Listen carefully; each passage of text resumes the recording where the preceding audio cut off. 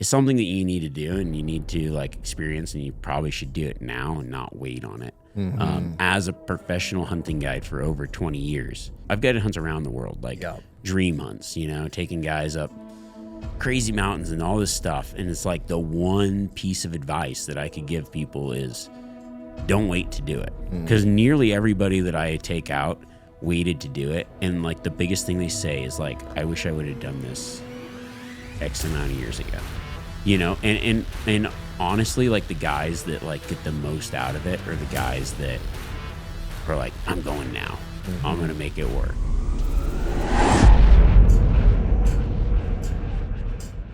What is up, everyone? Welcome back to another episode of the MTNTOUGH Podcast. I am Dustin Diefenderfer, host and CEO of MTNTOUGH, and I'm so glad that you are here. We love seeing you dive back into these episodes week after week, and it is our goal to bring you an inspiring guest every single episode that helps you with that mental fitness, that mental toughness, and add some tools, tips, and tricks to that toolbox so that you can stay ready, stay dangerous, be always ready, and live that abundant lifestyle. If you are brand new to the show, I do want to make sure that you know that as a listener of the podcast, you do have an exclusive code that gets you 6 weeks free of training in the MTNTOUGH app. All you need to do is go to MTNTOUGH.com, click Start Free Trial, and enter the code MOUNTAINPOD, MTNPOD, all one word, all caps. That gets you 6 weeks of free training on MTNTOUGH Plus. That app is available everywhere apps are available, and that's going to let you access our physical training, our mindset training, our nutritional training. It is all in there. There's something for everyone, every fitness level. It is the best way to get going on that 6-week code exclusive to our podcast listeners. And it's a great way to really set up 2025 in the right direction. Shifting gears now over to today's guest. On the podcast today, we have Remi Warren. Remi has been hunting his entire life. He bought an outfitting business when he was 22 and opened Montana OutWest Outfitters. Most folks know him, though, from his content. So he has started a lot of different hunting shows. He hosted a television series titled Apex Predator that was aired on the Outdoor Channel, where he studied the uniqueness of a single animal and then through experiments learned how he could adapt to that animal's techniques. Then he went on to Solo Hunter, co-hosted Solo Hunter, also on the Outdoor Channel. He's a cameraman, he's a producer, he's an adventurer. He's been booking hunts and guiding not only in Montana, but in New Zealand and Africa. He's an amazing podcast host himself and has his new amazing brand up called Live Wild. So stand by for my conversation with Remi Warren. The lives of people who move the needle of history are ones not defined by what they were able to achieve, but by what they were able to overcome.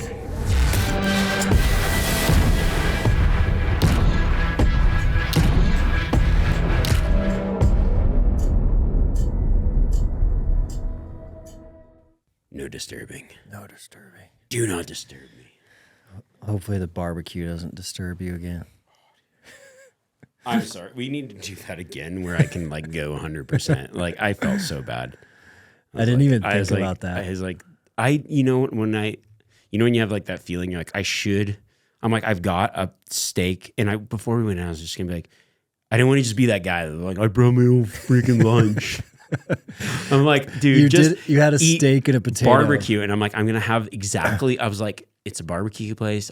I'm like, whatever. And I'm eating it. And I'm like, dude, I hope. I don't know. And I was like, it had to have been like right around, I was like, dude, it's always like 5 or 6 o'clock later, like 5 hours later. I'm like, I'm going to die. Yeah. And I was like, oh shit. Well, you've been eating so clean. So clean. And then even like you went with the brisket, which is meat. It's fatty. But all the seasonings and stuff. And the smoke. And then the MSG. Yeah. And then the barbecue sauce. Yeah, you know they've got MSG up in there. And I've been like freaking my own organic seasonings, like elk meat, and that's it. Elk and moose, muskox. Your body's like, what is happening? Oh, dude. Yeah. It was part of my strategy, though. I knew it. Yeah, just so that you wouldn't go crazy in the workout. Dude. Yeah. It's like, I know what'll slow him down. Barbecue. MSG. Yeah. Oh, dude. Yeah. The eating good, you feel so good, though. Yeah. Okay. I was talking with someone. I can't remember who it was now. There's someone. Shit. I don't know.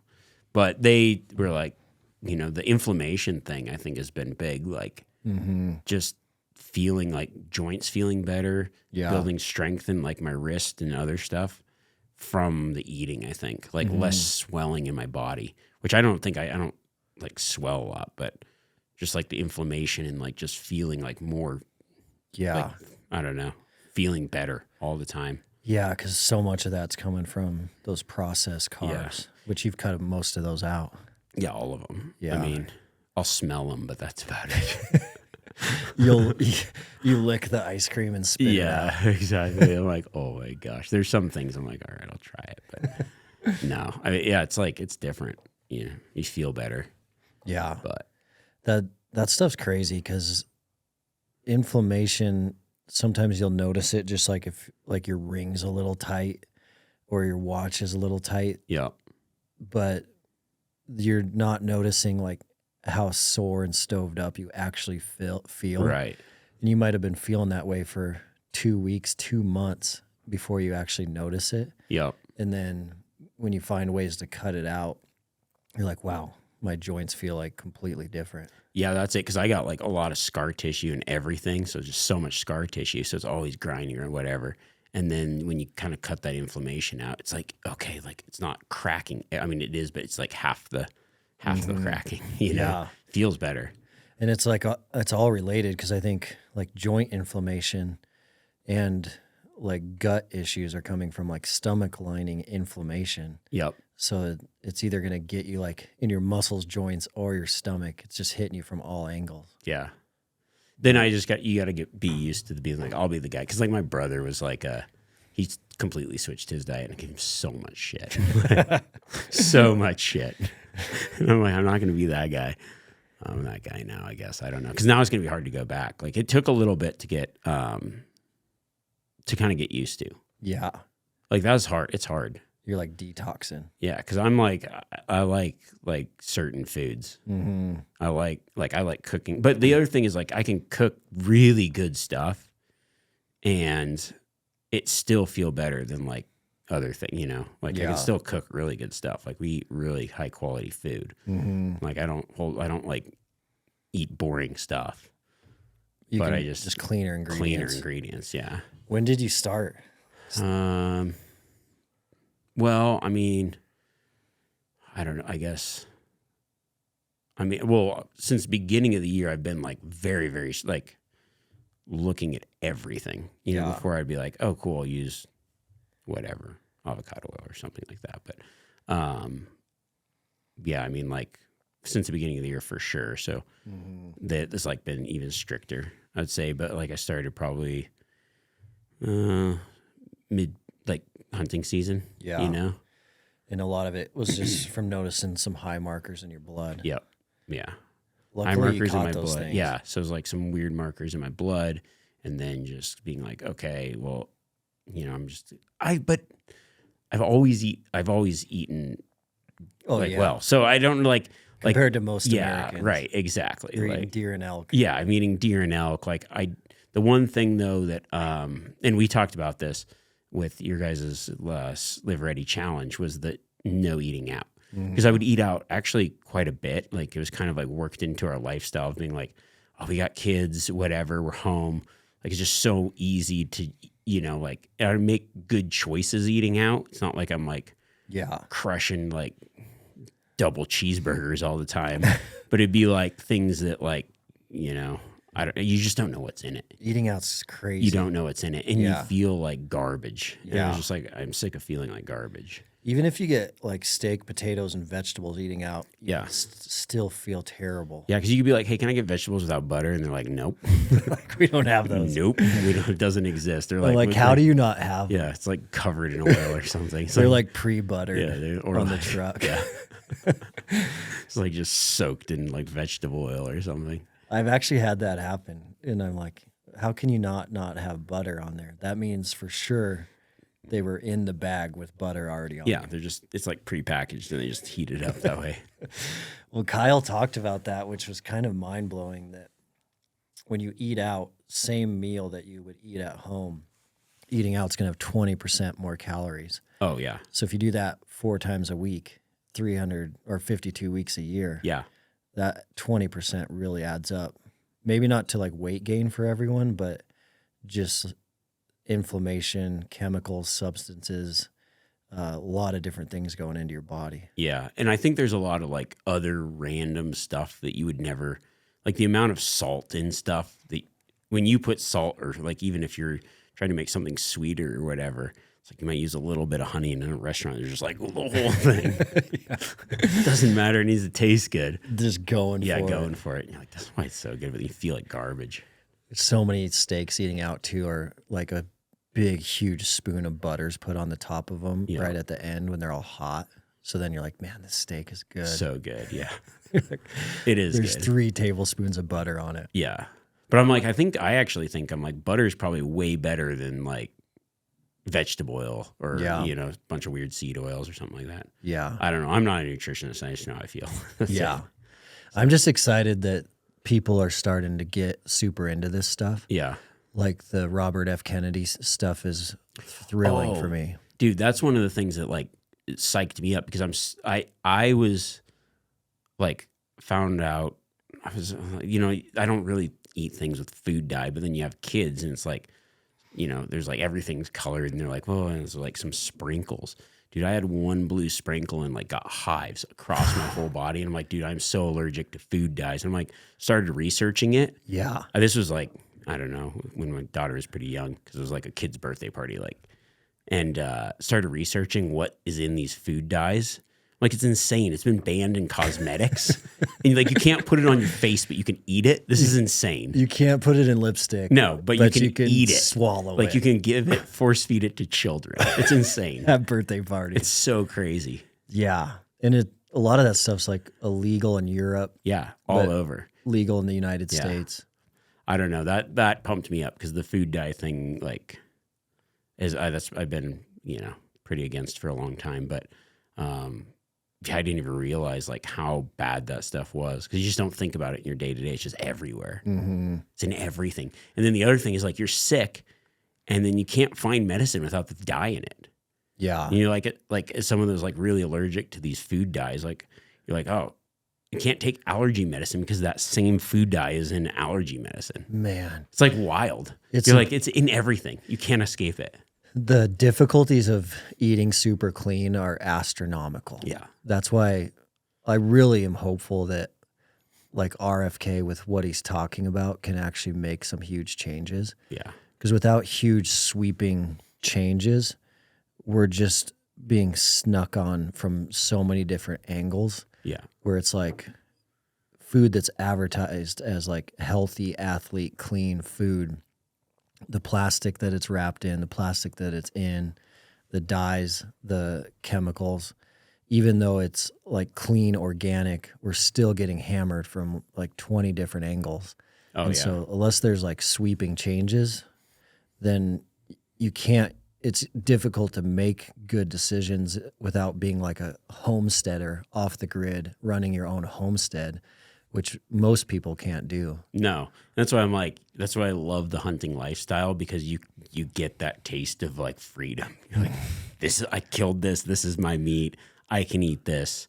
And like for me, I've lived off wild meat since I was like 18.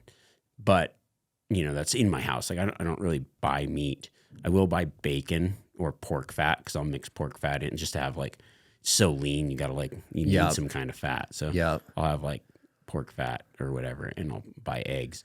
But I just don't have time. I want my own chickens, but I can't keep a freaking air plant alive, a succulent alive. Like, I'm good at keeping things dead. Like, yeah. So No green thumb. Yeah, no green thumb. But yeah, I mean, it's just like that taste of freedom right there. It would be sweet to be able to grow everything, but it's like so hard time. Like for the average person to do that, it's near impossible. And yet they're like just putting random shit in things that don't even need it. I know. You know, I grabbed a bag of something just like to read the label, and dude, there's blue food dye in this is a terrible food anyways, but you're like Cool Ranch Doritos has blue food dye. Like, why do you need blue flakes on your like? I know. It doesn't make any sense. Like what it's in. There's so much crazy stuff in the things that we eat. Remember the kids in high school? I never like got super into this, but definitely had a few friends that they would crush like a bag of Cool Ranch Doritos a day. Oh yeah, like an entire full size bag. Yeah, just because once you start a Cool Ranch Dorito bag, you just don't stop. You're not stopping. No, it's because that blue flakes. Right, on there. The blue flakes are like like the whatever the orange flavor, like the red food. It's just in everything. Hey guys, I want to let you know about Jace Medical. I know a lot of Mountain Tough customers, a lot of Mountain Tough community members, those listening to this podcast are going on big hunts, massive expeditions all over the world. We love seeing that, and we love that you already know that you have to train physically for these trips.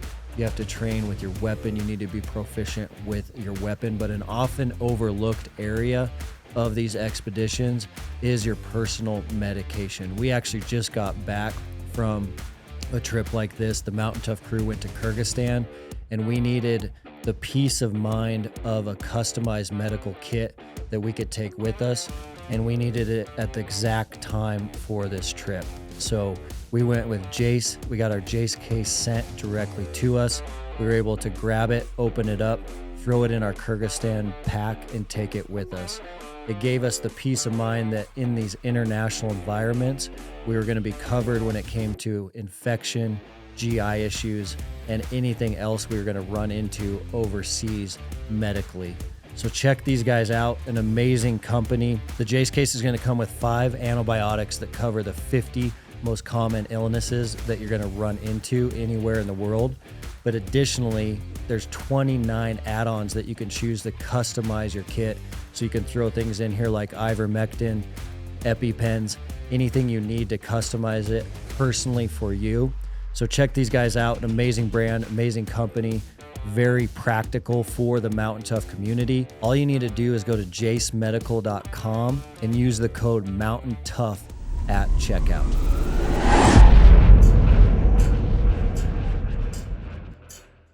We should have known back then, because you never got full.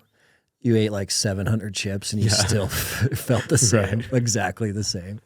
Like that should have been an indicator that it was a bad decision. Yeah. The big stat that's out there right now that people talk about all the time is like a box of Cheerios in Europe will have like a dozen or less ingredients on the back. Yeah. And then a box of Cheerios in the US will have quadruple or 5x the amount of ingredients, even though the logo and the branding is the same in Europe and the United States. They're still Cheerios, look the same, taste the same, but the one in Europe has a fraction of the ingredients. Yeah. Like we need those institutional changes, and I hope the institutional changes happen because you can really feel it every time you travel internationally. Oh yeah. You travel internationally, like Europe, Africa, Australia, New Zealand, and you eat out because you're on the road and you kind of eat whatever you want. You're out at restaurants with friends or family, and you feel phenomenal. Yeah. Like you start feeling incredibly better, even though you're out eating whatever you want. Yeah. And then when you get home, like your first meal back on U.S. soil, like destroys your gut. 100%. It's like, that is not okay. Yeah.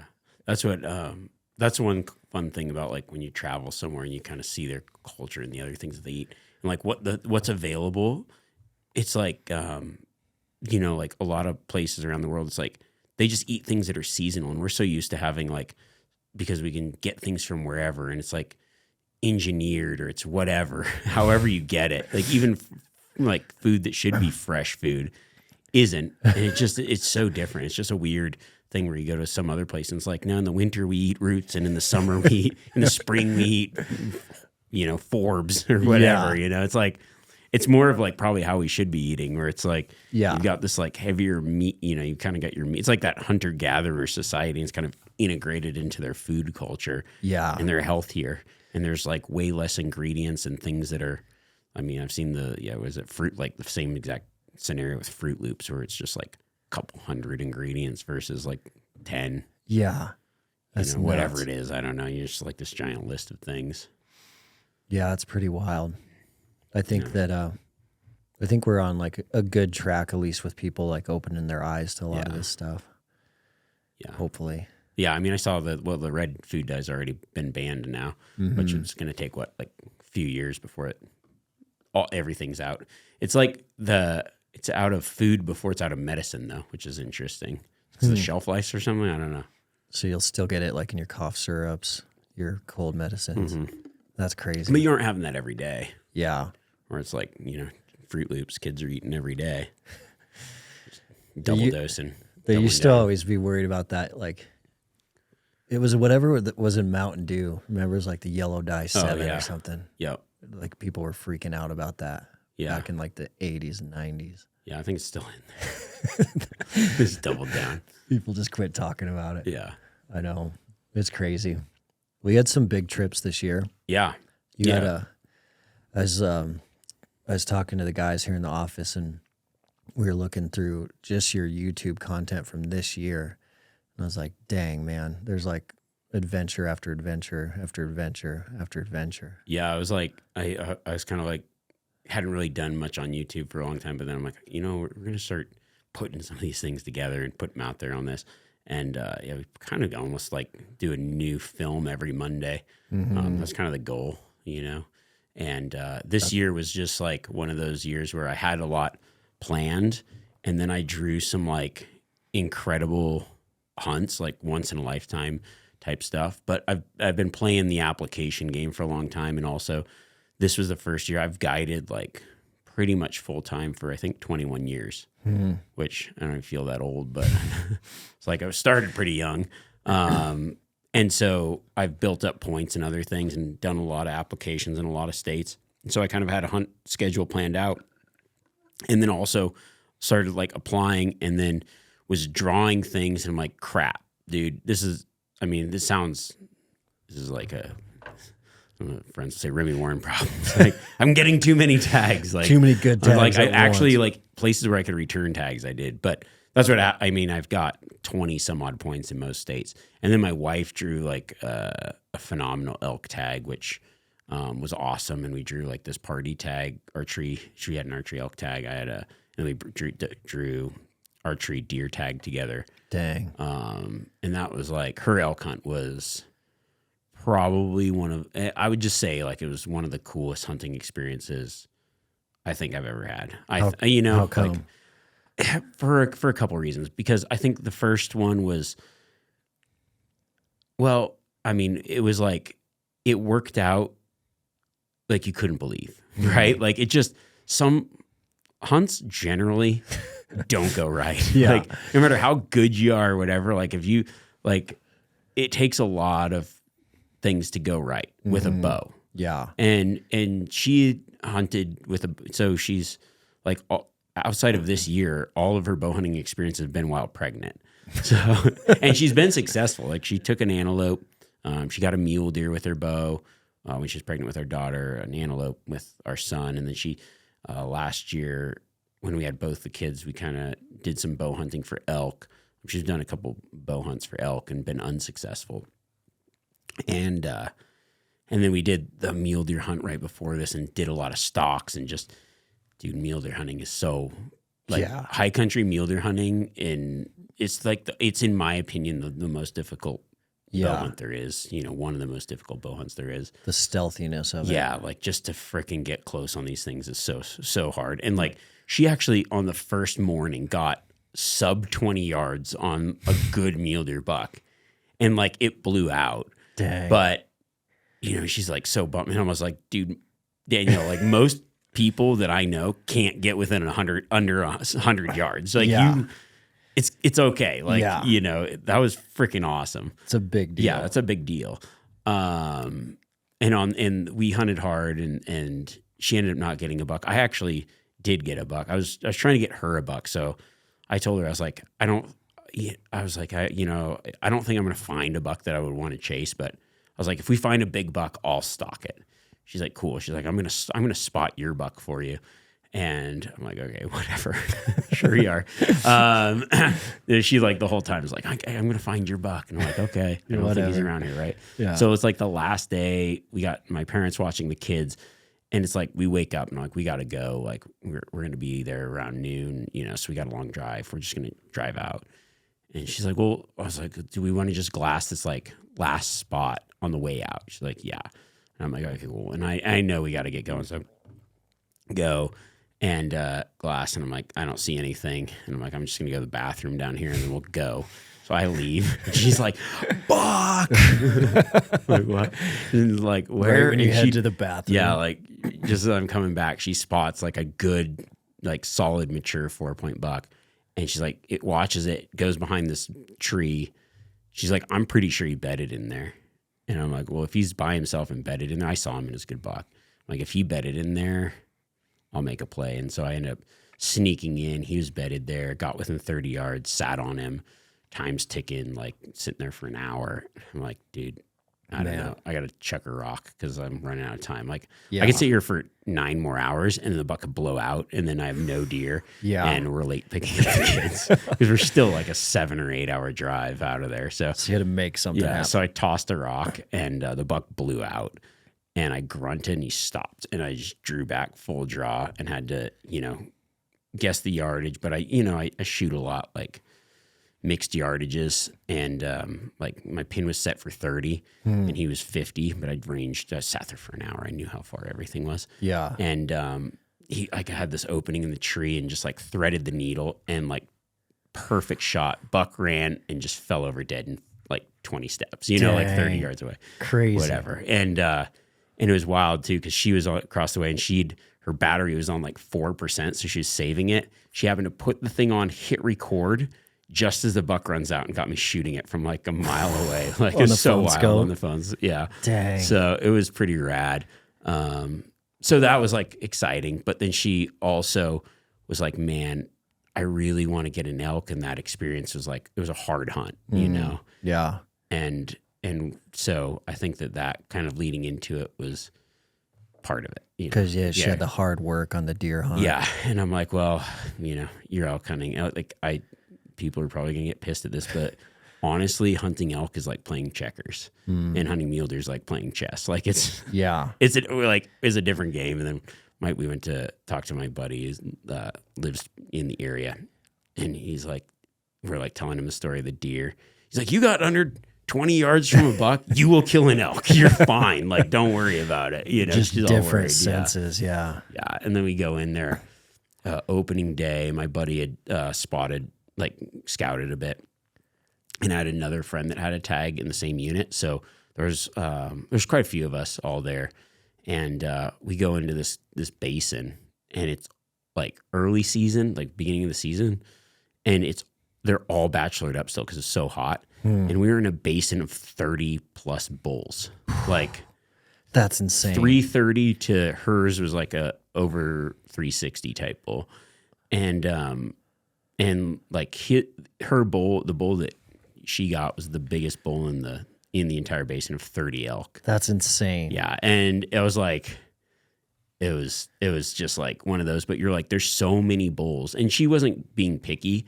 But also in my head, I was like, let's kill a big one. Were they just all hanging out in there? Yeah, like they just all were coming in and bedding in the trees, but like you couldn't, the wind was so finicky. And, it's just one of those, I'm like, we're going to be patient. We're going to like wait.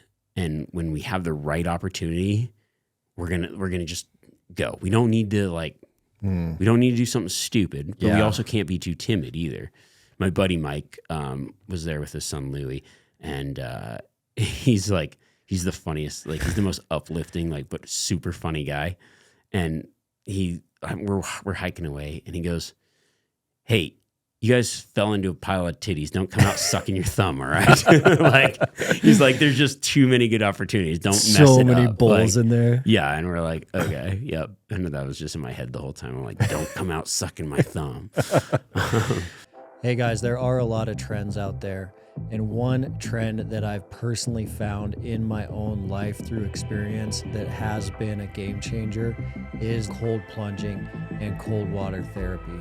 The benefits for me have been off the charts when it comes to two main categories. The physical inflammation reduction from cold plunging every day has been a complete game changer, but my favorite part of cold water therapy has been the mental aspect, the mental clarity, the stress reduction, and most importantly, the ability to build mental toughness every day in a very simple way by just forcing myself to get in that cold water has been a drastic improvement that is easy, fast, and efficient. I've tried countless different ways to access cold water therapy, from the redneck version horse troughs to building my own cold plunge system off Amazon parts and pieces. Every time I've tried that, it has been a disaster until we found Ice Barrel. Ice Barrel is the most advanced barrel design on the market, and they have the most advanced high-tech chiller on the market as well. I've met the CEO, I've worked out with the CEO, we've had them at the lab. They're a great team, American-made manufacturing, and we're proud to announce that you can now access a discount on Ice Barrel products. All you need to do as a podcast listener is use the code MOUNTAINTOUGH.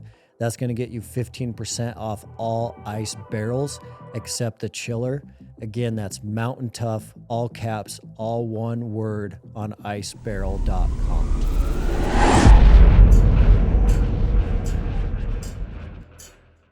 That almost makes it harder, though. So it was, eyeballs in there. And like swirling winds. And so we get in, the elk like are doing their thing. There's some, like some good bulls below us, and the wind's bad, everything's bad. And then I see the big bull come out. I'm like, there's this little wallow. And I was like, all right, we're going to have to blow some elk out of here. And when that bull disappeared, I was like, we have to run, like just keep up. And we ran like a mile through the mountains. And like, as he disappeared, we got into this other group and spooked them up. And I was hoping to get to this little tree where I thought that bull would come up and be like, oh, where are those other elk at? Yeah. And just as we were trying to get to that tree, is like maybe 20 yards away, I see antler tips coming. And I'm like, dude, he's coming. And we got caught in the open, but there was like a little dip in this creek. And so we're sitting there. I'm like, get ready. She's ready. And the bull's walking up, and we're like in the open. And he's just But looking. there's a little bit of thing, and he's like looking for those other elk. And we're frozen, and I'm holding my phone like this. I was just filming with my phone. I left my camera, like we threw our packs off. Like it was just a yard sale. We have to just sprint over there. Yeah. And we're in position, and she's like frozen, and she's like, I'm just like, just be comfortable, don't move. And I'm like holding this, and I'm like, it was 13 minutes of just not antler moving. tips. No, he's staring at us at 30 yards away. Or he's no, looking. He was not 30 yards. He was 60 yards. And then he's walking like this way, and then turns, and he's just like looking. And I'm like, all right, when he looks away, you're going to draw back. And her pin, I had her set her pin for 30 yards because there's a little wallow right below us. And we'd practice this shot. And it was interesting because when I was shooting my mouth tab, her arrow trajectory and sight tape is exactly the same as my mouth tab. So I knew exactly how that arrow was going to fly. Yeah. Because I'd shot it 1,000 times. And I'm like, okay, bottom pin, top of his back. Like he was 48 yards, and she shot, and it was like a perfect shot. Dude. And I'm like, that's nuts. it was so cool. And the cool thing was like, that was part of the reason why it was so cool, because like we're frozen there. And when you're frozen for 13 minutes, it feels like forever. And like everything's shaking. It's like, it's like 2-minute wall sits, it's you're a just long like, time. Dude, 13 minutes in that scenario is like long. 3 hours. It's forever. Yeah. And and it was like, but it wasn't super. It was a cool hunting experience where it was oddly peaceful. Like, we're right by this little creek and like the flowers are moving. And we both at the end were like, was that not the most peaceful hunting experience ever? Like, it just felt like everything was like right. And I think one of the things that like we prayed for was just like a quick, clean, like a quick kill with her. Yeah. And because like, you with a light poundage bow, you hit the shoulder, you do this, and like you just, worried about making a bad shot or whatever. And it was like, I'm never the guy, especially with a bow, like doesn't matter how good the shot looks. I'm never like, you killed him. It's always like, we'll see. I know. It's like we'll see. Well, until I've like got my knife out, I'm not like going congratulations. And I don't even know. People are like, that was the douchiest thing you've ever said. I was like, you smoked him, because I wanted her to know that like, we aren't blood trailing this bull. Yeah. Like that bull is dead 10 steps from where you shot him. Like that was the most, like you could not have hand placed that arrow any better. The bull didn't even go. I would be surprised if he went 20 yards. Like straight in the heart. Yeah. It was just like both lungs, top of the heart, like absolutely perfect shot. The odds of all that happening, like primo tag, drawing it. Yeah. And then 30 bulls in one basin. Yeah. To not blow them all out of there with that many eyeballs, wind swirling. Yeah. And then to think about how to get the biggest bull in the group.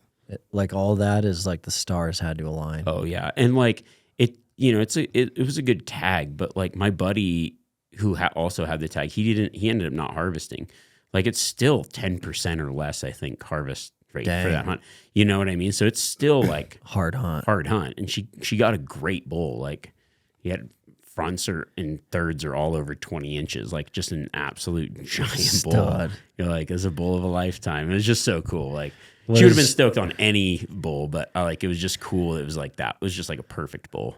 What was her reaction like walking up there? There was some tears for sure, and I think like a little bit of like, I mean, she's hunted, and I think it's like a little bit of emotion of like, this is the most beautiful, like majestic moment of my life, and like, and then like semi sad, but also like the exhaustion of like knowing that it came together. I think it was just kind of like a little bit of a couple tears. She's like, don't film me. Yeah.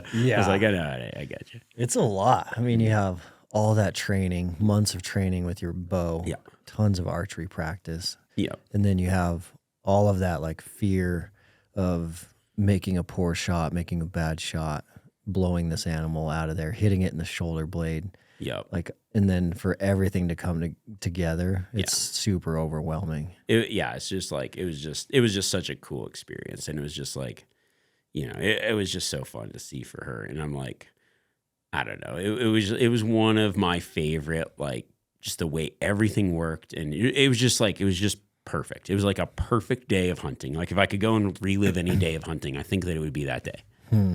It is crazy how there's days like that where it almost feels surreal. Yeah. Like it didn't even happen. Yeah. I was like, there's two hunts that like that one and then my, like the best mule deer I ever took with my bow. And it's like those two just like stand out, and just like everything kind of went right in like a certain way. There's like, it just, you're like, yeah, I'll take that. Well, we've had so many days where things go wrong. Oh, yeah. So many. Thousands and thousands and thousands. Yeah. Where things go wrong and where you just had no clue they were going to go wrong. Yeah. Like something sees you, wind, something hears you. Like there's so many times where you're just blowing stuff out of there. Oh yeah. That's crazy. Yeah, it was awesome. So was that her first archery bull? That was her first. Yep. That was her first elk with a bow. Just a tanker. Yep. That's crazy. I was like, yeah, that's great. Where did you start getting the like dream and idea and vision for the muskox trip? It was one of those things like the muskox, I just think that they're the coolest animal I've ever seen. So I was like, I really wanted to hunt them. I think, there's two reasons that I wanted to do the muskox thing. One was, just because they're a cool animal. And two, I've heard that they're like the most delicious wild game. And so, but I've also heard that they were tough. And so I'm like, well, but I kind of, in my head, I had this theory that I think that they're tough because of like something called cold shortening, where it freezes right away because it's so cold, and then it just immediately freezes before the rigor breaks down, and it's just permanently tough. Yeah. Because I've had that happen with elk one time, and it was like the only elk that I've had that I just thought was not good. Yeah. I've only had one bad elk in my Just because it was so cold outside. Yeah, it just like froze immediately, and it was terrible. Like it's just tough, and just even the grind was not great. So I thought that. So I kind of devised this like technique of using some Yeti like backpack coolers with boiling water in there, and then packing the insulation around there, and use it as a battery bag. And then I, use that to keep the meat from freezing, like just a few prime cuts, like all the back straps and tenderloins and some of the other prime cuts in those. Yeah. And dude, I'm telling you, I actually found 4 more pieces. It's absolutely the best meat I've ever had. Better than any farm rate. Like it is the best meat I've ever had. Like it's so different, and it's so tender, and it's just like so good. It's like when you're used to eating wild game, you don't get that like marbled kind of fatty. Like it's kind of like that. Like it's like beef wagyu. Yeah, it's like really like you can see the like it's really broken down inside of the because like elk's like super dense. It's like a lot of protein packed in there. Yeah, and for some reason, like the flavor of this is like I don't know. It's very beef-like, I guess, but I would say it's like better than bison. Like it's not as dry as bison. That's surprising. Because they're just digging through the snow to find grass in there? I guess they're eating like the lichen off the rocks and the grass and stuff like that. That's crazy. Yeah, and I mean, I don't know. Probably like there'd be a gold rush on muskox meat, and probably a lot. It could be tough, but man, the one that I've been eating has been so good. And the hunt like itself is, I don't know. It's not like, it's more of like a killing an animal harvest. Yeah. Like you're harvesting a muskox, but to get to the place is gnarly. Where do you fly in for that? No, it's like we went into Cambridge Bay. Sorry. And then like 100 miles of snow machines from there. I think we did 700 miles on snow machines. 700? Yeah, that something like that. Insane. Like over the course of 5 days. You're like, yeah, something like that. I think it was something like that. I think I had my tracking on. It was somewhere around that. It was so like. That is nuts. And you're just in this, like, it's uncomfortable. You're essentially like road hunting from a snow machine. But there's a lot of topography in there that you don't realize. So you're like getting up, and then we hike up on these like bluffs and you could glass for hundreds of miles. The guys we were with didn't like glass at all, but we couldn't find muskox. Like we found one right away, and then I guess it was 2 days, 3 days. Yeah, because it was like 120 miles the first day to get into camp, and then you're cruising around all day, like ping-ponging around. You're just in this like box that has no suspension, just getting beat to death. Just like, freezing cold. Yeah, it was actually like it was like a warm spell when we were there, so it wasn't crazy bad, but it was still like 20 below, but it wasn't 50 below. What country was this in? This was in technically Canada. Okay. Yeah, but it was in like north of the Arctic Circle, like very far Nunavut. How many like local guys come with you? We had 3 guides total. We had and then we actually one of our guides was like the first female guide in Nunavut. It was the daughter of this guy Willie, and then her partner Iverson were our guides, and it was cool. Like they were cool, and it was fun to just like. It's just so different. Like it's just a different world. Totally different.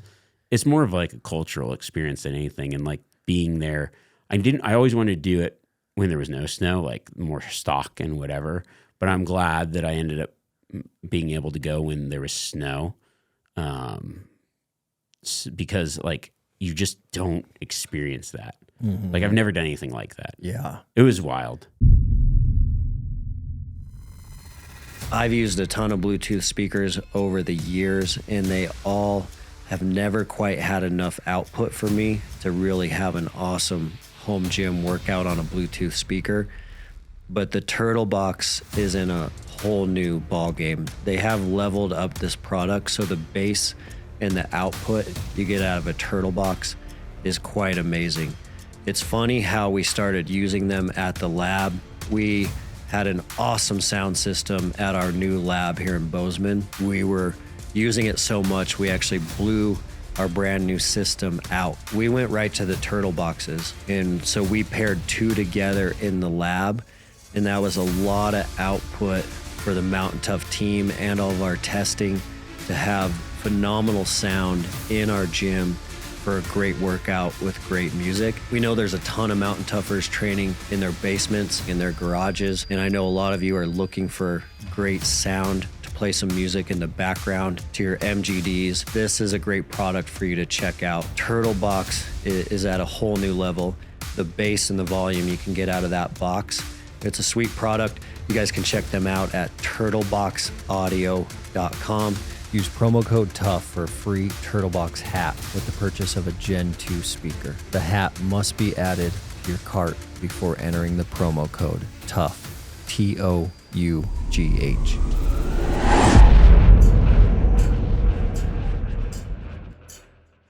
And that was archery or rifle? Archery. Yeah. Okay. Yeah. And so when you find them and you're looking for like a mature bull on that hunt, Yeah. but you can kind of maneuver right up to them. Yep. They're not really going anywhere. Very similar to like a bison hunt. Yeah. Exactly. Yeah. Crazy. Yeah. I think though, like if you were like had no snow machine, you're just like skiing, it'd be the hardest hunt in North America. Like to find them. You know what I mean? You just be like, if you were going 700 miles on sleds, yeah, you're like, what? Yeah. What if those sleds break down?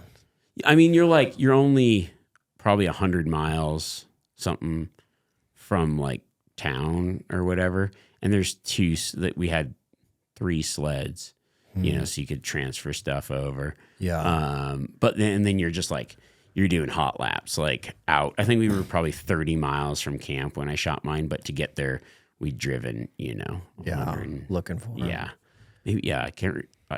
Now I might get the numbers wrong, but yeah, it was like we'd at least done probably at least 100 miles each day, something like that, or more. You know, Man. Is it like Connex box camp type setup? Yeah, just like plywood. Okay. Yeah, Just with heaters in there. yeah. Okay, this was this is something now I really want to know if this is true because you know their food tastes are a lot different. Like they like muktuk, which is just like whale fat. It's like whale jerky kind of. It was like a fat layer and this other thing, and it's like probably something that I think is the most disgusting thing on the planet. Not my flavor profile. Yeah. But I asked him, I was like, "What's your favorite thing to eat?" And he's like, "Polar bear." Dang. And I was like, "What?" And he's like, "Yeah." He's like, "It's white meat, like pork." What? Okay, now I need to know. Like, I want someone who's like, We "Is need some that facts true?" on this. But you think about like mountain lions' white meat. Yeah. But you would think like polar bear would be the darkest, like liveriest, like They're just eating seals right. all day. I want to know if that's actually true. Man. Well, the mountain lion thing makes me wonder now because mountain lion is like sweet pork. Yeah, and I'm like, is this true, or is he just like Just messing with you. messing with me? And he's just like snacking on whale blubber. Yeah, And they live up there all year. yeah, Full time. 100%. Yeah, Like in a village. I don't know if I could be wrong, but I'm pretty sure they've never left. Man, that's wild to think about. Like never seen a big city. Yeah, Or even It's a pretty cool. medium-sized city. that's a cool existence. Yeah. No. And they do a White lot of noise. fishing in the summer and then hunting in the winter. It was pretty cool. I mean, I'm glad that I got to experience that. I think it's one of those things you're like, I've done that. I don't know if I would do it again, but I would go like in the different time of year and maybe go like hunt caribou up there, Yeah. like by boat and Yeah. like get dropped off and like hike and stuff, which I think would be pretty cool too. Are, I actually might do that at some point. are muskox populations doing fine? There's plenty of them. They had one of the things when we were there that we got like a bunch of sample kits and they were doing, we took like the spleen, blood samples, all kinds of stuff because they use like hunters as part of their survey of like because it's just so remote. You can't just like survey all that. So they use hunters to gather a lot of scientific data for them. Huh. It's such a like prehistoric looking thing. Oh, dude. Like Ice Age. It was one of the, I actually, like, this is probably the only animal, not the only, I don't know. But like, I almost, and like, this is actually very, like, it was like so beautiful. I was like, I don't know if I want to shoot this thing. Like they're very, like they're very majestic. Like it's weird. You know how like a mahi when you like first get it out of the water and it's like this like vibrant green color and it's like nothing looks like that in the snow. Like their hide and fur, like it's got like this oil like glow to it. Like they look completely different than anything you see on TV. Anything like you just cannot capture that. It's weird. Like they look crazy. Like majestic. Like they're very like, they've got like if you see them in like a zoo or in a like mounted, that like shine is gone. I don't know if it's just like the oil on the like the cold and the snow and the way that it just appears, like the way that the sun hits like the black and everything's white. Yeah. Like it just like has this like, it's very hard to describe. Like it's the coolest animal I've ever like encountered. I think like the very coolest thing that I've ever seen is like those things in the snow. That's what's so fun about these trips. Is the people, the culture, seeing things you've never seen before. We were talking about it a little bit at lunch today with the Kyrgyzstan ibex we went on this year, and a lot of it is like the hunt is an amazing component, but it's like a catalyst for all this other stuff that is really fulfilling and adds a lot to life, where you're seeing new things, tasting new foods, seeing how different people live, different societies function. And if you weren't a hunter, there's a really good chance you would never wind up in any of these places. Oh, yeah. It's really cool. Oh, I think about that all the time. Like there's so many mountaintops that I've been on, and I'm like, I mean, I'm sure other people have maybe been here, you know, or like, especially when you're in like somewhere really remote and you're like, maybe, I'm sure that maybe someone has, maybe someone hasn't. And you go like, I wouldn't be here without like this bow in my hand, you know, like there's no reason for anyone to be right here. That is so cool. You know, like, and it's just like cool feeling, cool experience. Yeah. I'm like, you kind of, you know, I don't know. I always feel like sometimes like the bow leads the way. It's like, I'm just going to these places because I'm hunting, and you get to see things and experience things that you would never get to do otherwise.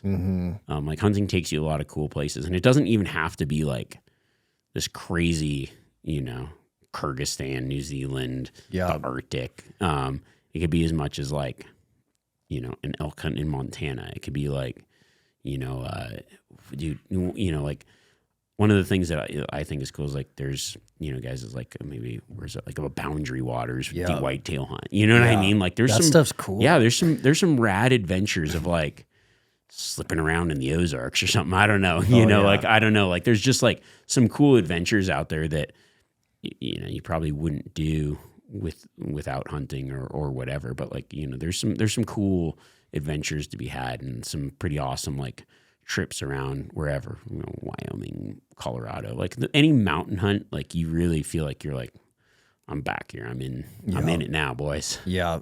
It's fun. Yeah. It reminds me of like Michael Easter's Comfort Crisis, part of that section in there around Musogis. And we've been talking about Musogis with the last couple guests on this show, and the Musogi and Michael Easter's Comfort Crisis book is doing something that is really outside of your comfort zone. And, you know, he defines it in there as there's a 50% chance you might die. So what he's articulating in there is like it's outside your comfort zone. It's going to make you very uncomfortable. But those things, at least once a year, if not more, are really going to transform your life, give you a fulfilling life, and teach you a lot about who you are and give you a whole new perspective on life. And in his book, he's talking about it a lot from the concept of like sign up for a 100-mile mountain marathon or sign up for like a 2,000-mile rafting trip, you know, through the Amazon. he's usually articulating it from a standpoint of like a physical and mental challenge. But the beauty of hunting is hunting creates the misogi in a lot of ways for us.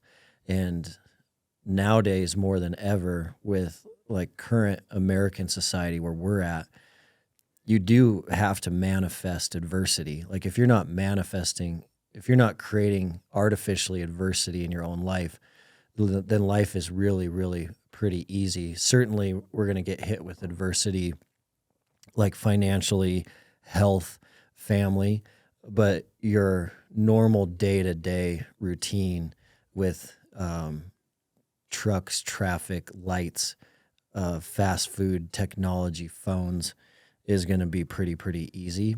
And it hasn't always been that way. Yeah. So not even that long ago, 50, 60, 70 years ago, like your Monday through Friday was pretty dang hard. Yeah. Like it was very hard physically probably, and some big mental challenges. Even thinking about you coming up here today from Reno, like you're up today, you're going to be home by noon tomorrow. 100 years ago, that was like a 3-month project. Right, yeah. It was like, we'll see you in 3 months. And then you have a 3-month journey back home. And so technology has really changed our need for having to look for ways to artificially create adversity. And hunting is like such an excellent way to do that, because you don't have to sign up necessarily for a 100-mile marathon if you're not like a passionate runner.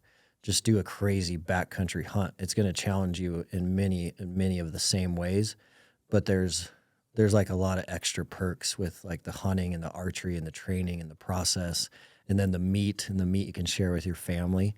So from like, I think we all know at this point that like the misogi type principles do work, and putting a few of those on your calendar for the year definitely make a difference. And hunting is like, it's kind of like a misogi with a lot of icing on the cake. Hey guys, I did want to interrupt for a quick minute right here and let you know about some supplements I've been taking. I did shy away from supplements for a long time. I was always cautious about what they were made out of, where they were from, and who the team was behind the brands. But over the last couple of years, I've got to meet the team at Mountain Ops from top to bottom, and they are an amazing group of humans. I've got to know the CEO, Trevor Farnes, really well, and he is a mission-focused individual that cares about humans living a better quality of life so that they can have that abundant life. So over the last couple of years, he has helped me add some things that have changed the game for me. One of those things that I've added is creatine from Mountain Ops. It helps me maintain some muscle mass, but also it's a big player in cognitive function, one of the most researched supplements out there. Also, I've added reds, greens, and protein, all from Mountain Ops. What I found as a busy professional, always on the run, I do eat a whole foods diet for breakfast, lunch, and dinner, but on the go, it's hard to get enough vegetables, fruits, and protein. So I've added that from Mountain Ops, and it has significantly changed the game. I can feel it in my performance.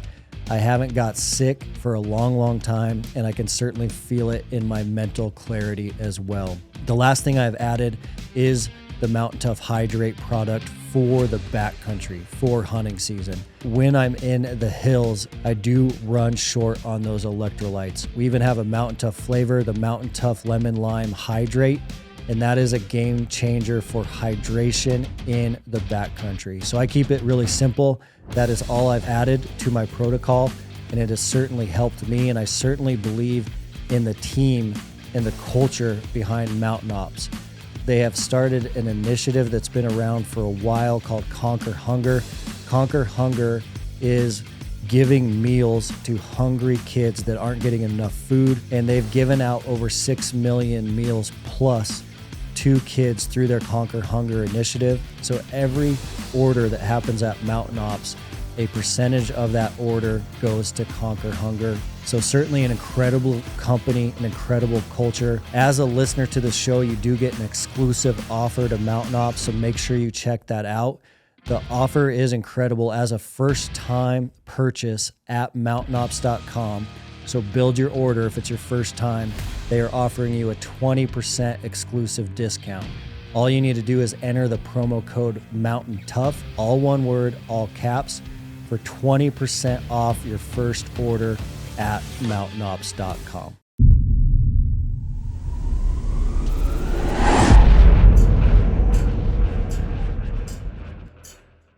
Yeah, I mean, like, there's so many hunts where I think back and I'm like, those are kind of the ones, like, the ones that suck the most. Yeah. And you're like, dude, I'll never do that again. And that's the first one that you're like, yeah, I'll do that. Yeah. You know, like, you're like, man, I don't want to have to do that again. But then it's like, those are the ones that are memorable, the ones that are like easy peasy, whatever. Like, they can be memorable in some ways, but it's a completely different experience.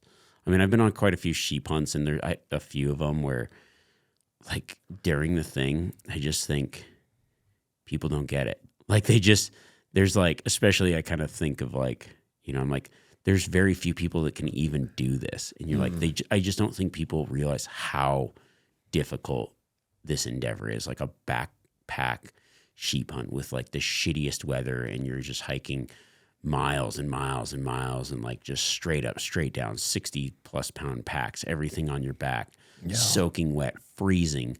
Like you're absolutely miserable. Like it's freaking torture. And like, I'm a guy that's like pretty good at it, and it's just freaking hard. And you're like, dude, most people would be dead by now. Yeah. And it's true. And you think about it, and you're like, and then the thing, like, on those hunts, I actually didn't harvest a ram.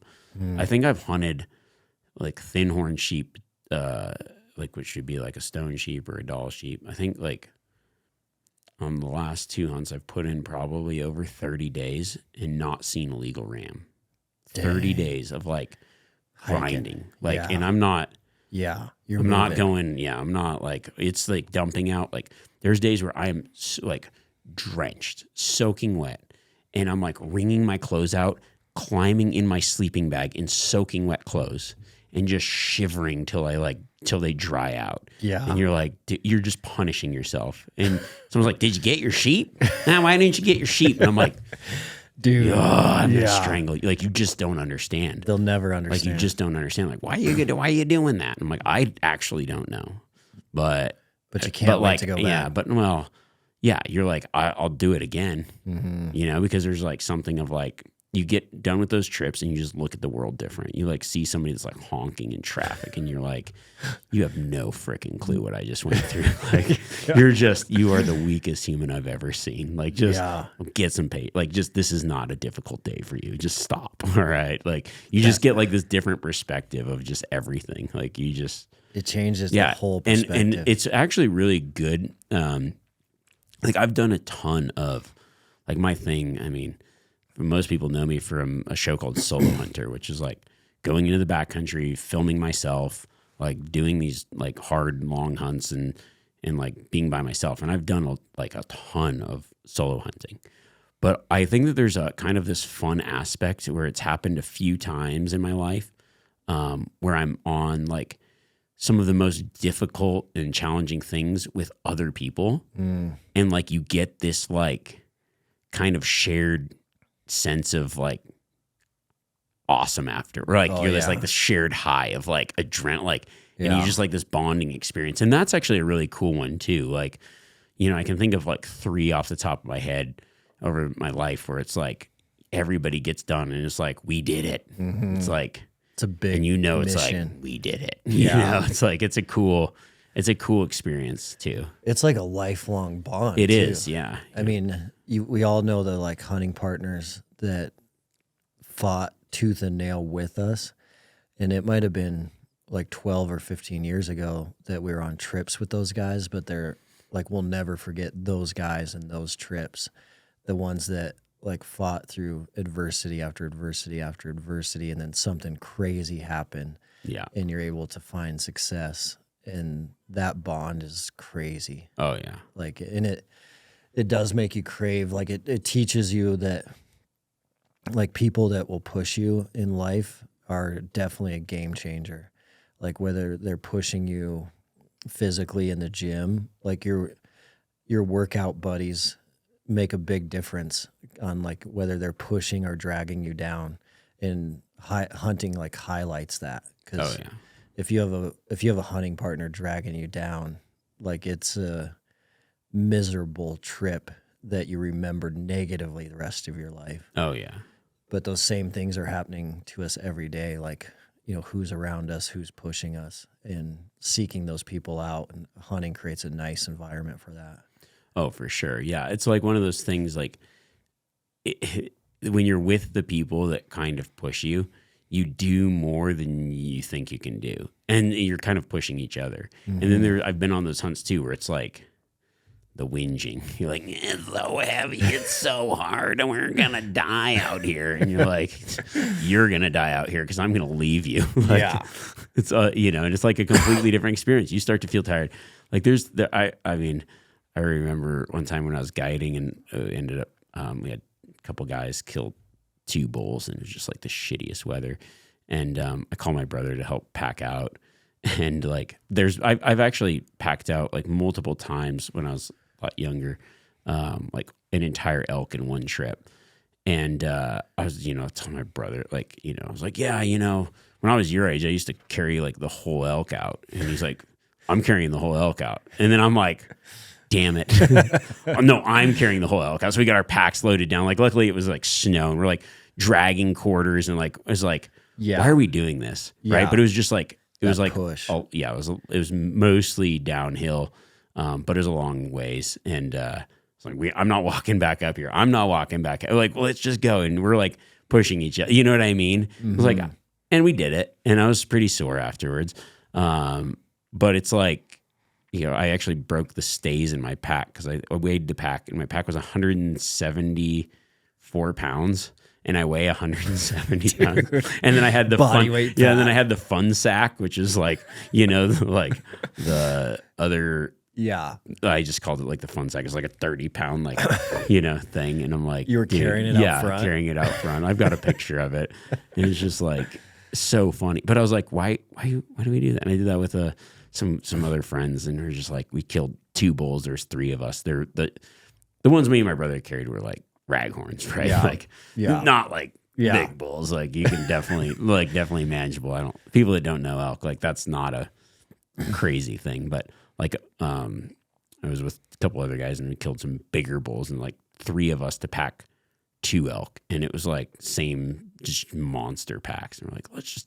We ferried it in the uphill, and then downhill was just like, let's bomb off this thing. We can do it. And you're like, yeah. And then afterwards, everybody's dead, and you're just like bonding. You're like, yeah, we did it. We need those. We need those battles to fight. So it's like a refreshing.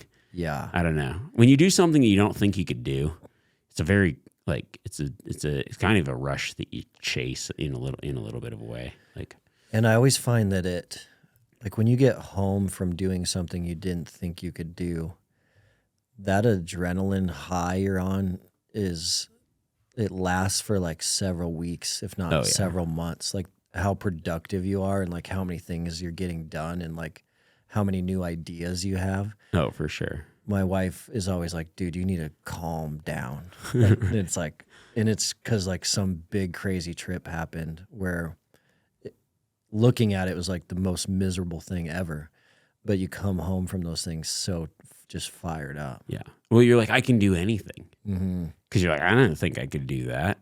I mean, I don't know. Because like what, and like in your normal day to day, you don't push yourself like is to that kind of limit in a way. Yeah. You kind of like, there's no reason to.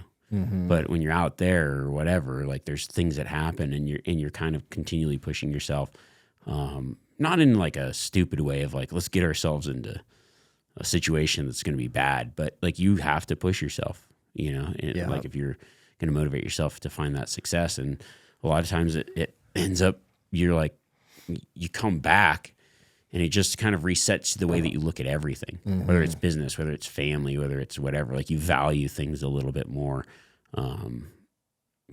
I don't know. At least I do. I mean, it does for me too. Like it definitely resets your goals on what's possible in like your personal life. Yeah. Once you do something big like that, physical. And I think it's even more so with hunting than like, like a big mountain marathon or something, because mountain marathons are great in a lot of ways, but they're so controlled. There's not much that's going to happen to you that's unexpected. Yeah. But hunting, you have to deal with a lot of surprises, a lot of things that you never thought were going to happen. And hunting has a unique component that like a High Rocks or Spartan or marathon or a triathlon or an Ironman do not have. In hunting has the component that like special operations puts together on purpose, and it's the component of there is no finish line. Right. And when you do something physically and mentally that's extremely difficult with no finish line, the whole game changes. Because in like a 50K mountain marathon, you might be in more pain than you've ever thought possible, but you just got to make it 8 more miles. That's it's a great mentality, but it's a different mentality than like you're colder and wetter and more tired than you've ever been before. You're still not successful, and you don't know how long it's going to take to get success. And then once you get success, more work than you've done the whole entire trip is about to happen. And if you get through that and you get back to the truck and you don't know if it's going to be today, tomorrow, 3 days from now, or maybe you have to come back to the spot again and do it all over again. When you finally get back to the truck with success, that level of high you get is so grand because there was no finish line. And that there's not many things in life like that are out there anymore. It's like a very, very special thing. Yeah, that is one of the things is like you don't like, and there's those ones where you aren't successful and you're like, and you're still putting in the work or whatever, but you've got that goal. But I mean, things can change, things can move. It's like that finish line's kind of always moving. You're like, yeah, that buck. And it's like, nope, not today, Junior. Yeah. So yeah, that is one of the things I like that analogy of it, the finish line, because it's so dynamic in the way that like things are always changing. Every day has its own struggles, its own challenges, and sometimes things go great and most oftentimes they don't. But you're out there and you're kind of in it. You have to be immersed in it too. That's the other thing is like, you can't half-ass it. Like some guys can, and maybe it works out, but like that's one thing that I really enjoy about taking out kind of new hunters is I think that like, I took my buddy Nico out this year for his he's been doing some bow hunting on his own, and took him out cow elk hunting recently, or this last season, with a rifle, because he's like, he wanted to get some meat and be successful. Yeah. And he's like, dude, I mean, he played ball at like collegiate level, like he's just like one of those people that's a good athlete and always been. He's like, I've been like good at everything in my life relatively easily. Yeah. And he's like, hunting is kicking my ass. Yeah. It's like, I think like people don't understand, or that's like the one thing when somebody that's like anti-hunting is like, oh, look at you, hunter, going out with your gun and killing this deer. That must be really hard. And I'm like, dude, I'll bet you $1 million you can't do it. Here's a general Idaho deer tag. Go like just bring a gun and make a click on the kill zone of a legal buck in the wilderness. Bet you can't do it. Oh, like there's no, it's just not going to happen. Just no freaking clue. It's like, and then like do that with a bow. Like not going to happen. Sorry. That would be a good reality TV It would. show. I've thought about that for so long. I was like, I want to be a part of that. Yeah. Like just because people do not understand. Mountain Tough is the fitness app trusted by the dedicated. Mountain Tough ethos is backed by, we've always wanted to be the best in the world at helping our customers become more mentally tough. So inside the Mountain Tough app, you're not only going to find all of our physical training programs, but you're going to find additional training as well so that you can stay sharp physically, mentally, spiritually, and nutritionally. The Mountain Tough app also allows you to train no matter where you are, anytime, anywhere. Additionally, the Mountain Tough app is going to have programs from beginners all the way up to elite athletes. And all of our programming is structured in a way that you can start with no gear at body weight, and you can go all the way up to programming that is full gear.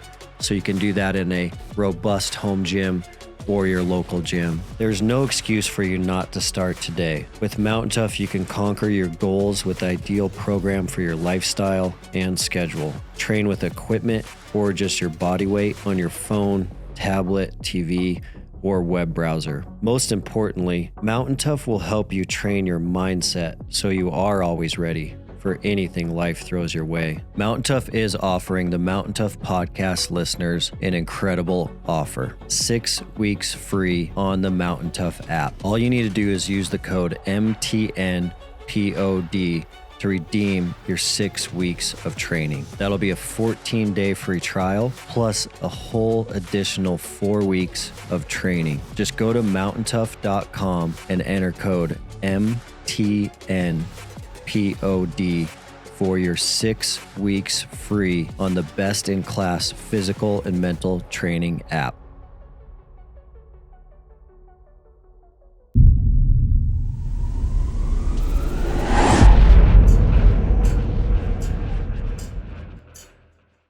Like, okay, play by the rules, do everything that we do, you know. Yeah, we give you zero information. Mm-hmm. Like, they just don't get it. Like, that's what I mean, is that whole like philosophy when I'm out there, and it just makes me pissed off at the people that don't get it. I'm like, you guys just don't understand. Like, you just don't get. Yeah. Which is great. Like, because it's such a personal experience. You're like, yeah, it's great. Like, but people don't understand. Like, and even people close to you that just don't, like, that's, you know, it's like people that might be like relatives that don't like get it. And you're just like, oh, did you catch any deers this week? And you're like, I don't think you understand what I do. Like, and to be honest, there is some hunting that is like, yeah, you are catching deers for the most part. Yeah. But we're talking about a different kind of hunt. Yeah. No, that skews people's perspective. Yeah. But also, like, then, you know, but then it's like they, you know, I know guys that are like, I can't sit in a tree stand for weeks on end. Like, the guys that are like out there, they're like, no, I'm looking for a certain buck. And it's like, those guys are mentally dude, tough. yeah. I'm like, Like I've sat 21 days. Yeah, I've made it a full day in a tree stand, and I was like, I've got enough. Yeah. It's tough. Oh, like, yeah. 3 weeks. Yeah. Every day, Cold. peeing in a bottle. Yeah. No way. No. It's tough. Like, it's a different kind of, yeah. it's all different games. That would be a sweet reality show. Yeah, you could do like micro dirty job style. Yeah. Where you find like an anti-hunter that's willing to give it a shot. And they're just going in the back country with their like freaking vegan lentils. I'm like, you're gonna die. Yeah. Zero support. Like, you get a tag and a bow. Yeah. Here you go. In a unit. You don't even have to kill it. You just have to like draw back. And like, but then you can't even like account for wind and all the other stuff. Like, just be like, okay, you gotta be sub 100 yards on a, you know, a legal buck in a freaking general wilderness unit. They have to. There's no way they would be like, they're like, even what if it's like $500,000? I think most of them would, like, because you want the real, like, you want the real hardcores. You know what I mean? Like, you want like, because like, it's not gonna happen. You know, they aren't even gonna see one. You know, it is the best way though. Like anyone who is somewhat anti-hunting, anytime I've ever gotten to take them hunting in any way, fashion, or form, that usually really opens their eyes, and they're usually not an anti-hunter for very much longer. Yeah. It's usually like, if they can come out with you and see what actually is going on in the backcountry, then they're like, oh, okay. My viewpoint on hunting was completely broken. Yeah. It's just kind of like trying to create those opportunities. Yeah. Yeah. No, I agree with that 100%. Like, yeah, it's a different world. But, you know, I mean, that's like you said, though, people don't in their day-to-day life kind of encounter the adversity that you encounter on those kind of hunts. And so I think it's one of those things that, like, it's something that you need to do and you need to like experience, and you probably should do it now and not wait on it. Mm-hmm. As a professional hunting guide for over 20 years, the like thing that, if somebody's like, you've guided elk hunts and whatever I've guided hunts around the world, like dream hunts, you know, taking guys up crazy mountains and all this stuff. And it's like the one piece of advice that I could give people is don't wait to do it. Because nearly everybody that I take out waited to do it. And like the biggest thing they say is like, I wish I would have done this X amount of years ago, you know? And honestly, like the guys that like get the most out of it are the guys that are like, I'm going now. I'm going to make it work. And whether it's a guided hunt, not guided hunt, it doesn't matter. But it's like, we see that all the time of like a guy that's like, this is my dream hunt. I've been dreaming about this since I was 18 years old, but then work and family and all this other stuff, you know, now I'm 72 years old and I'm going elk hunting. I'm like, we'll get you an elk probably, but you aren't going to get the experience. Like, it's going to suck for you, you know, like there's a weird like chicken before the egg concept with that too, because a lot of individuals are going to get into that later age bracket and be extremely unhealthy. So they're going to be struggling with a lot of health issues. And so that hunt in their 60s or 70s might be like their bucket list. They're going, they've waited their whole life for it. But the chicken before the egg thing is interesting because there's like a really great potential. They would have not felt that unhealthy if they would have been hunting that whole entire time. Yeah. Like if they would have been hunting that whole entire time, like their later years of life might have looked and felt a lot differently because these things, I think they're bigger than we realize. They're bigger than we realize from like hunting's ability to give us a lot of joy, fulfillment, which is battling a lot of like anxiety, depression that some people are facing, which is keeping us healthier. And then we're physically training. So like all these like positive snowball things are happening because we're hunting. Yeah. That if we would have just waited until 70 and been like in an office and retired and went, like our health trajectory could have potentially looked a lot different. Oh, for sure. It's crazy.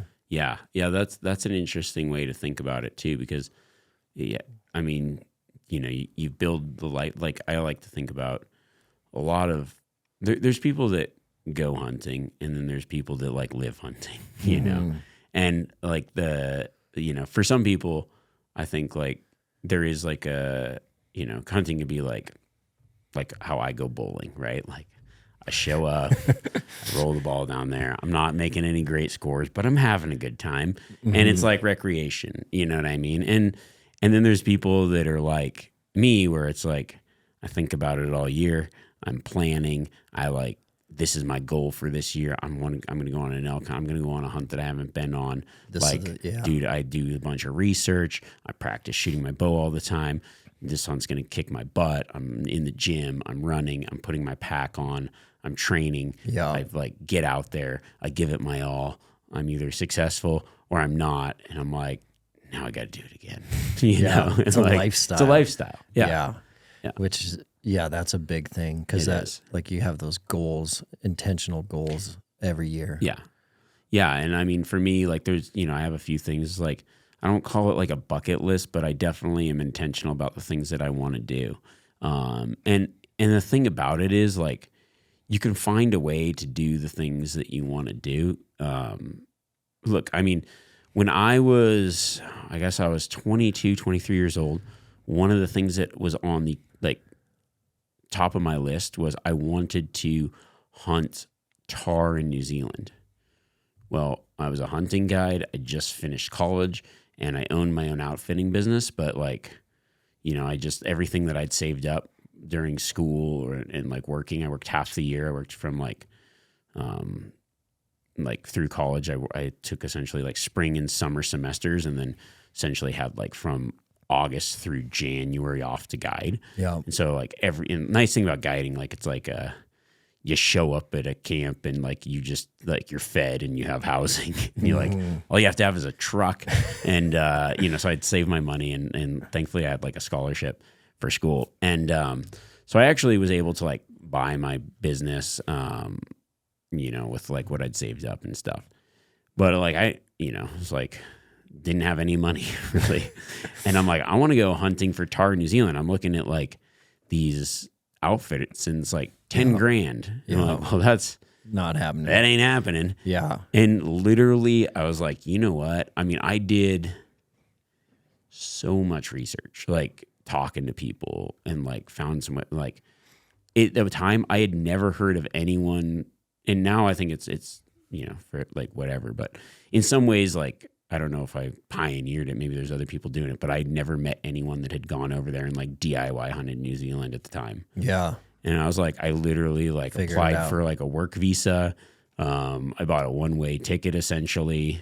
I had to have a return ticket, but, and it was like, I'm going for 3 months and I'm going to figure it out. You know what I mean? Yeah. And like I lived on noodles and I got some jobs and I shot tar. You know what I mean? And it was probably like so rewarding. Oh yeah. And it was like, okay, I made it happen. You know, that's probably something you want to do if you got a family, but like you can find ways to do things. Yeah. You know, and it was like, okay, cool. And like I met those goals and I figured out ways to do it. Whatever it is, you know, and there's other people that I know that are like, you know, not in that position, but they've got, you know, they've done some cool stuff, some cool hunts, and like they made sacrifices to make sure that they could get it done. Yeah. And like as a guide, you know, I see it all the time too, where it's like, that was the hard part, man. Be like, yep, like these guys, like the sacrifice that they made to come out there and do that elk hunt. But, you know, when the guys, like I liked taking those guys because I knew that they were going to give it everything they had. Yeah. You know, it's like, dude, I sacrificed. Like they earned it. Yeah, they earned it. And they, you know, it was like, dude, I mean, I've been like some of the guys like, you know, be like, you know, I got my, you know, whatever job. And then for the last 5 years, I've been, you know, like preparing for this and like doing these other, you know, just like random odd jobs of like whatever it is and like saving and whatever, you know. And it's like, now I'm out here and I'm freaking going to go for it. And it's like, yeah. I wanted to unpack that a little more because I think there is, especially like with your podcast, around 300 episodes now, which is very focused on tips and tactics. Yeah. And you crush that. You do a very good job of that. But my assumption is that, because I've seen this before, and I'm not sure exactly what's holding guys up, but there's probably a cohort of podcast listeners on your show that have listened to like 200 of your 300 episodes, but still have not gone on that adventure number one. Yep. They're just continuing to look for more knowledge, more information. They want to read some more articles, watch some more videos, but they're not actually going hunting. And there's some sort of fear or some sort of roadblock that is holding them back. And it's always really surprising to me, but I know that it's happening. And I think sometimes it's like a fear of like these trips are too expensive. Sometimes it's a fear of I just don't know how to put this together on my own. Yeah. But I couldn't agree with you more that like the best trips of my life have been very, very low budget trips. And there's so many of them across the United States that are incredible trips. And there's low budget international adventures you can put together. But doing stuff that's outside of the box, outside of the norm, like for us in Montana, it's like over the counter spring black bear, $17 or whatever it is. But then it's like, can we use touring skis to get over this mountain pass where we know no one else can get into? There's no road on the backside, but we know it's going to be green and south facing on the backside. We know that there's places you could go with your truck and see bears, but we're looking for this grand adventure. And so you're talking about like at the end of that trip, one of the coolest adventures we've ever put together. And it's like $300 a person or something. You need like some gas and some snacks. And then we're touring skiing with skins over a mountain into a green meadow that no one else is in. There's trips like that in every Western state you can do, and the Midwest and the South and the Southeast. Like there's a lot of cool things you can do on a very, very low budget. It's really like, it's the adventure that matters. It's doing something that not many other people are doing. It's doing something that is harder than what other people are doing. But you don't have to be intimidated, I don't think, by finances. But sometimes I think it seems like it's deeper than finances for a lot of people. It seems like it's like something stopping them from step number one.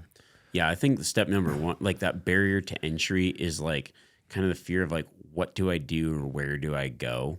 Like, what am I going to, like, you can gather all the knowledge, but you're like, but I don't know enough. And I'm like, in some ways, and I'm, as a guy that has a informational tips and tactics podcast that I truly do believe makes people better hunters, or like curbs the, like, makes success easier in a way. Mm-hmm. I think that, like, I say this all the time, but you're going to learn more on your first 5-day elk hunt than you will 15 years reading books and listening, whatever. Yeah. Like, you really are. As someone that, like, is, like, went to business school and, like, started my own business, like, in my last year of school, I was like, I learned more in the first week of owning a business than I did in 4 years of business school. Like, diving in and doing it, like, it's absolutely a different game because it becomes real. Mm-hmm. It becomes material. Thoughts in your head are one thing, right? And you can always create the scenarios of how things might go or whatever. But when you're out there, you're doing a learning for yourself, and you're doing this, like, instantaneous decision making. It's like, it's based off of your decisions and then your experience. And when you kind of engage in that, then you're learning in a different way. You know, it's like the way that we learn as kids because we're, like, interacting with the world. Yeah. And you don't get that very often anymore. It's like, you know, you just have to, like, get out there and do it. And then all the other things will start to click. And I always tell people, it's like, well, you know, whatever it is, like you said, you just get out and do something out of your comfort zone. One of the things, like, for some people is like, I want to go hunting, but I'm afraid to, like, you know, I don't have anyone to go with. I see that one a lot. Yeah. Yeah. They're looking for a guy, like a mentor. Yeah. And I get that. Right. But I also think it's like, okay, figure out, do some research. Like, there is that, you know, there's a legality thing. Like, you got to understand the rules and that kind of stuff, and safety and other stuff. Right. We have so much technology now. Like, just don't do something stupid. Like, I guess people are like, I don't know what's stupid. I've never done it. As far as, like, getting yourself into, like, physical harm. But, you know, start small. Like, just do it. Like, do an overnight. Mm-hmm. Base out of your truck. Do some day hunts. Whatever it is, something close, go pronghorn hunting. Get a pronghorn tag. Go out west. Take your truck. Sleep in the back of your truck. Read your maps. Like, explore some country. Do some glassing. Get a feel for it. Mm-hmm. And you're going to be like, whether it's successful or not, you're learning something, and you can build on that. Yeah. Like, I also, you know, like, I've done many, like, multi-week solo trips and living out of my backpack. I wasn't I started chasing chucker with my dad, you know what I mean? And then, like, bird hunting, like, freaking go get a shotgun, go bird hunt, go chase, like, yeah, okay, maybe you're gonna find something you aren't, but you're like, you're getting in the paces. You're putting something on the calendar. You're making a goal. You're getting after, and you're starting. Yeah. You're doing something. Yeah. You know, and you get that fulfillment and that challenge, and that's the thing that, like, I think that people are afraid of. Mm-hmm. It's like that kind of fear of the unknown or whatever. Yeah, I think there's, I don't know if it's the same for women as men, but I know it's a really big deal for men. And I think it's related to what we were talking about earlier on how big of a life high you get from going on a crazy adventure. And there's something really powerful around betting on yourself, and just betting on yourself that you're going to set something up and do it, and you're going to have to figure out all the surprises along the way. Yeah. And I think that betting on yourself and learning or being successful gives you that high. Yeah. And so I think, like, if you learn a lot and come home unsuccessful, you still have a little bit of that high. Maybe not as much as, like, 17 days of adversity and then success on the back end. That's a pretty crazy life high. Yeah. But 17 days of beatdown and being unsuccessful and thinking about all the things you learned is still creating some sort of life change. And I think a big part of that is there's a lot of power in betting on yourself. And when you bet on yourself, you have to navigate all these unexpected things that you can't plan for. That's kind of been my experience with like entrepreneurship. That's why entrepreneurship is so much fun. Similar to hunting, is you kind of have to say like, I'm betting on myself on this one, and that component becomes really addicting because that gives you a lot of freedom and fulfillment in life. So I think you're spot on that it doesn't need to be anything crazy. It just needs to happen. We've talked about on this show before that like one of my most vivid, memorable hunts that I've ever done was shooting my very first deer with my bow. It was a white-tailed doe, and I wasn't legally able to drive, but I'd been hunting with my dad, and we hung these tree stands on the Yellowstone River, like 5 miles from our house growing up in Billings. And so it was my first archery year, like 12 or 13 years old. And my dad kind of helped me like put the stands in the right spot. And he was not able to go. So I stole the family car and went down and climbed into that tree stand and didn't tell anyone where I was at because my dad was still at work. And this doe came out and like I smoked it with my 40-pound Darton kids bow. And then I had to like figure out how to field dress it all on my own, like completely by myself with an old Leatherman I had in my pack. And then I drug it to the car, and it's a car, so I had to throw it in the trunk. And then I shut the trunk and drove home, just this dressed out doe. And then my dad came home and blood's just dripping out of the trunk. And it was like the greatest adventure of my life. Cause it's like, you have to like bet on yourself and like prove some things sometimes. Yeah.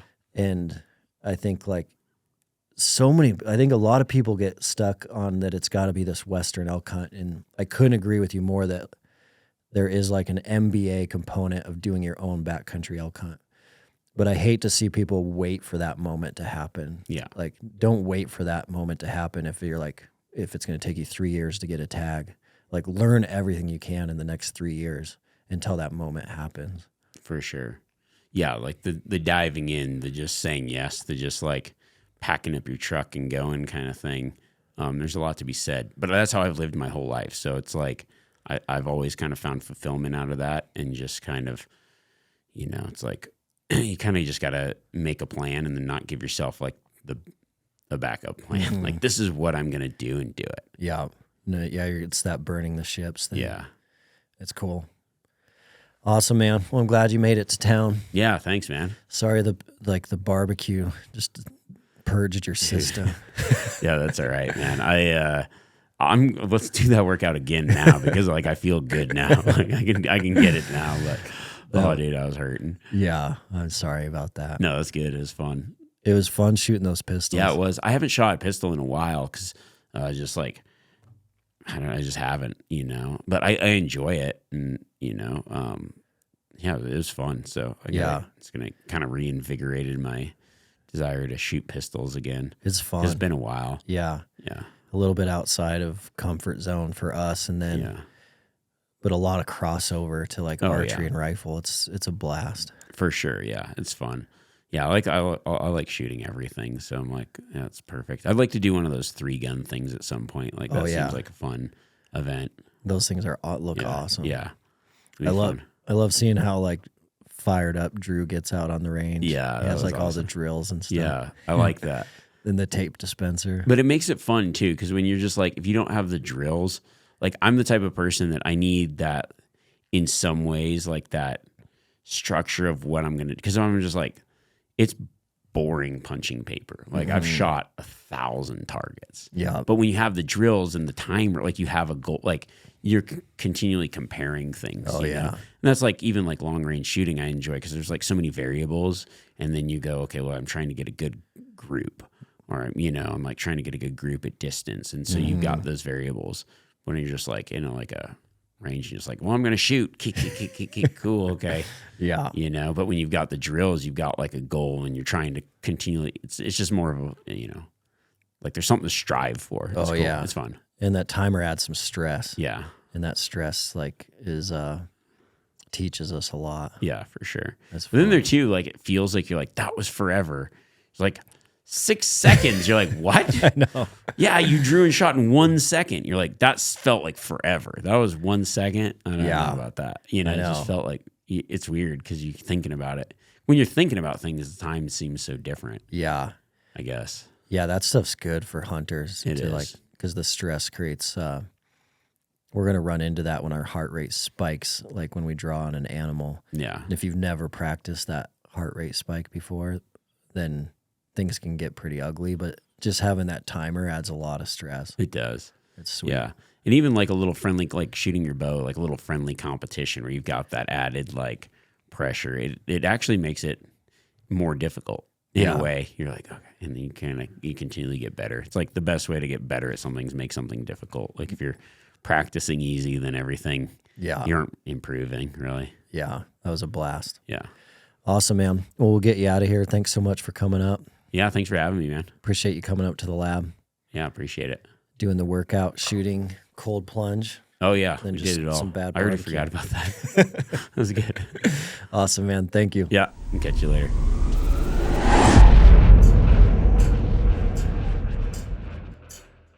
What a great conversation with Remi. Always great to have him on the show. Great friend and great partner. Remember, every single episode, we are looking for that golden nugget.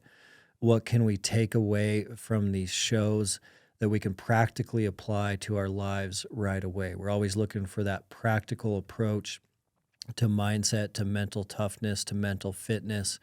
What can we apply today, tomorrow, this week, this year?